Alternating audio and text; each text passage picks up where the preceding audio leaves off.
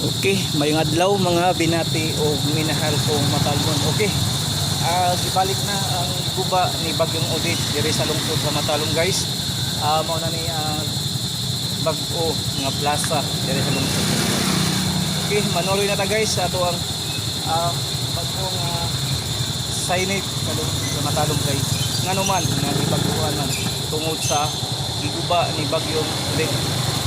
Ito man hinaot na ato gayong suluyon ang ato ang Matalon Municipal Plaza diri sa lungsod sa Matalon niya.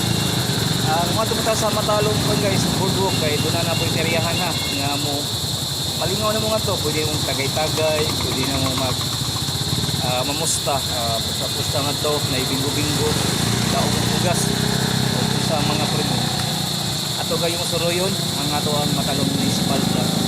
Sa mga negosyante diay nga ganahan diri sa lungsod sa Matalon, welcome tanan nga mo invest o business diri sa lungsod. Ang lungsod sa Matalon nanginhanglan og mga investor nga ganahan magnegosyo diri sa mundo. Okay? Ayaw na mo paglangan guys, atong bisitahon ang ato ang new image sa Matalon Municipal Plaza. Ikot TV, andam abang sa servisyo makatawag sa Ikot live diri sa Matalon Municipal Plaza. Ayaw na mo paglangan, suroy na ta dire.